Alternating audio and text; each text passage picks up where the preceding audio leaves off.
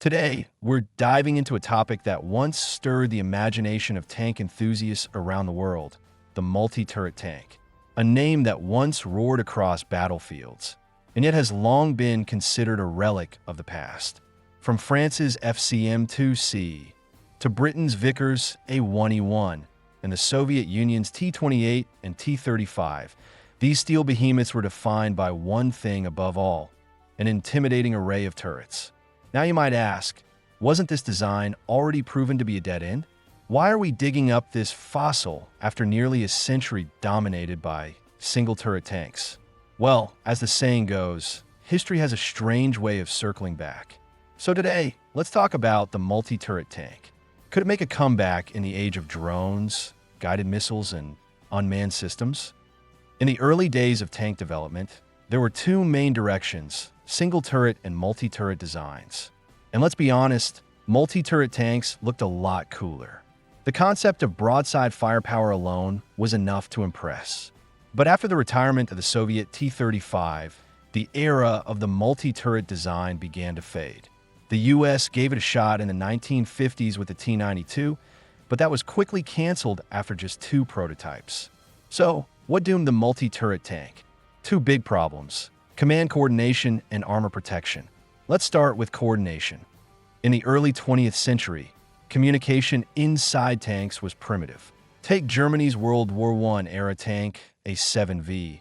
It had a commander, sure, but he couldn't effectively coordinate with the gunners in the other turrets. Machine gunners and cannon operators fought their own battles with almost zero teamwork. Some tank commanders had to use hand signals. If that didn't work, a swift kick was the go-to command method.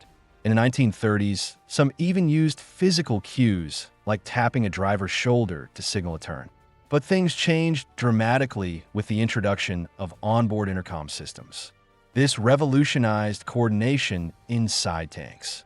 Now, tank crews could communicate clearly even during intense combat. Orders could be relayed instantly, making tanks far more efficient. However, this still didn't solve the problem for multi-turret tanks. A commander simply can't keep track of multiple battle directions at once.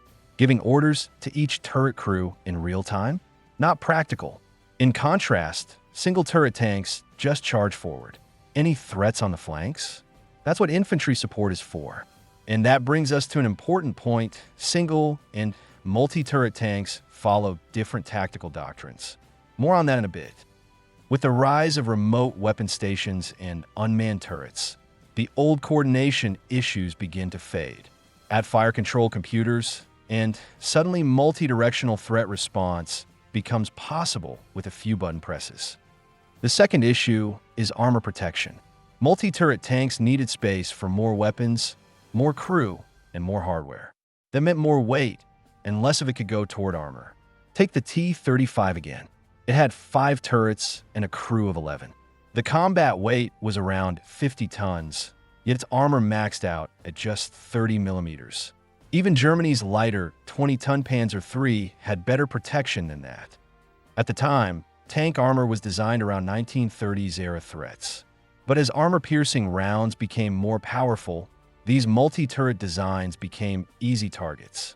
During the defense of Moscow, T-35 were reduced to static defensive points with very limited impact.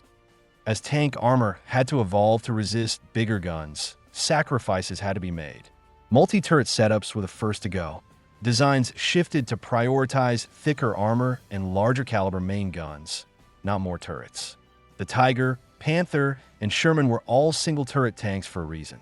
But today, things are very different. Modern anti-tank missiles strike from above. Drones roam the skies, picking off tanks like never before. Just look at the Ukraine war. So if a tank is going to get destroyed regardless of how thick the armor is, then the drawbacks of multi-turret tanks, namely weaker armor, become less relevant. Instead, the focus shifts to survivability through active defenses, automation, and versatility. In fact, multi-turret tanks are already here, just in a different form. They don't bolt turrets onto the sides like the T-35 did, but they do add weapons on top of the main turret, remote stations, sensors, and more. The original concept of the multi-turret tank came from warships. Battleships carried multiple heavy guns, so why not tanks? Designers tried to bring that firepower to the land. At the time, more guns meant more power. Early tanks fought alongside infantry. Their job was to suppress enemy soldiers, not battle other tanks. With slow infantry and vulnerable flanks, multi-turret tanks offered more suppressive fire in every direction. Take the British Mark I. Technically, it was a multi-turret tank with two 57mm guns and 4 machine guns. It had no rotating turret, but it didn't need one. It just rumbled forward and shredded anything nearby. After World War I, both single and multi-turret designs coexisted. Two schools of thought emerged. One focused on firepower and static defense. The other emphasized speed and armor breakthroughs. The first school favored tanks that could hold lines and support infantry, perfect for multi-turret designs. The Soviet Union followed this path, fielding the T-28 and T-35. But the battlefield evolved rapidly.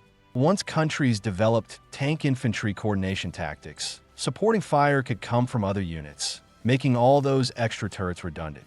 Then came Blitzkrieg. Germany proved how tanks should be used, fast, mobile, and coordinated. The swift conquest of Poland and France showed that tanks didn't need multiple turrets. Just one good gun, speed, and smart tactics. Still, in the 21st century, those old disadvantages aren't as critical. Today's technology allows for multiple lightweight turrets, remote-controlled, automated, and networked. A tank could easily mount an anti-air gun, a drone defense system, and a coaxial machine gun, all on separate mounts. That wouldn't necessarily affect mobility or increase crew size. Armor could be reduced slightly to save weight, because let's face it, no tank today is surviving a top-down missile strike anyway. So could multi-turret tanks work in today's battlefield? Absolutely. In fact, they might be better suited for it.